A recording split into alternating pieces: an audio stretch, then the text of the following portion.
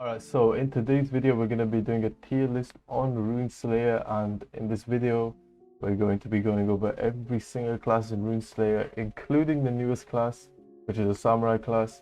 So yeah, let's hop straight into it. So firstly, we have the Warrior class right here. So the Warrior class is actually C tier because it's an easy and a pretty good star melee class. So it's pretty much just for beginners, but it's good at the start, but it falls off a lot in the late game. Now the reason why is because the damage isn't as high, and it can also feel comparably worse to other classes. So it's kind of a C tier class because you don't really need to pick it up because there are much better alternatives, but it's a straightforward, just easy way to play the game. So it doesn't really matter what you kind of pick, but it's a nice tutorial first kind of class thing. Now the next thing we're going to be talking about is the priest class. So this is actually an S tier trait. Now the reason why this is an S tier trait is because you might think it's just for healing, and you know, you're kind of just like a support, but it isn't just a support. Considering you can heal others, you can also heal yourself, and you can do decent damage.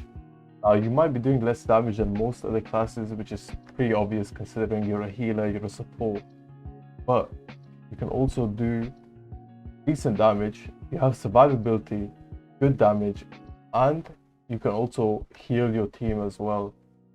Now that's the reason why it's an S tier, considering you can pretty much 1v1 bosses, or you can pretty much just go with a group of people and you can keep them all alive.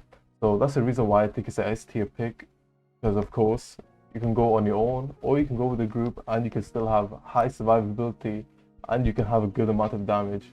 So that's it for priest, but now we're going to be talking about the striker class. So in my opinion, I do think the striker class isn't that good of a class, so I'm going to be putting it in B tier.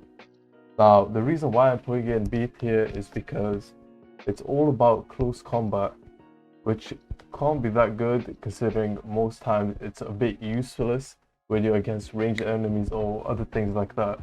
Now it does require quite a bit of skill to actually play as well. It's basically kind of like Hakada from Hype Soul, but not really like Hakada, it's just a melee class. But if you do enjoy combos and anything like that, you know, melee, up close combat, it's actually a pretty good class to pick up, but it is quite hard to actually learn and master. So yeah, pros is, you know, it's kind of a cool up close combat. It's a lot of fun to play. Personally, I find a lot of fun playing it, but it is hard to use. Depending on who you find, it's like a matchup. If it's a ranged enemies, it's quite hard to play. The damage is also quite low, but it's still a good class. It might be B tier, but it's still a pretty good class. Now, the next class we're going to be talking about is the thief class. So this class, in my opinion, is an A tier class. Now, the reason why it's an A tier class is because it's kind of like hit and run.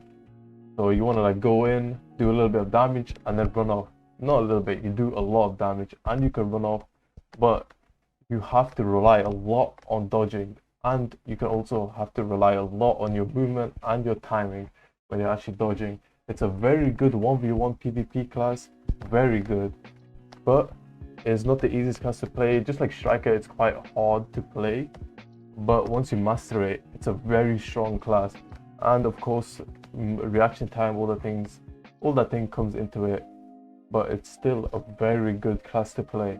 Now that is the reason why I put A tier, not the S tier, considering you need to be really good at the class to actually really perform on it.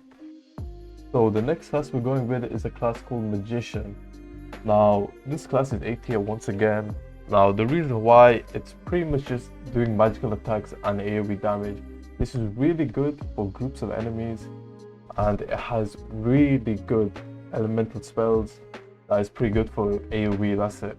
But there is a big downside. That means you are very squishy.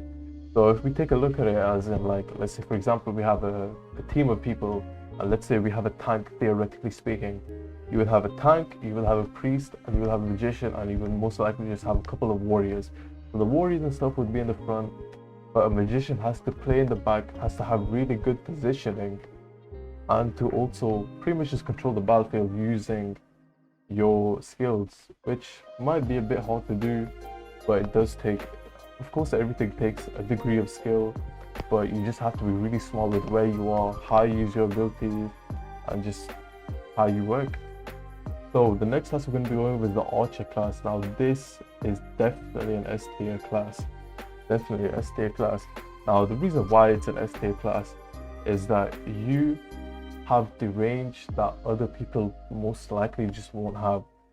So you can space people, you have really good damage in group fights, and also it's a really good farming class considering you never have to be close to any NPCs. You can just sit back, do damage, and just be fine.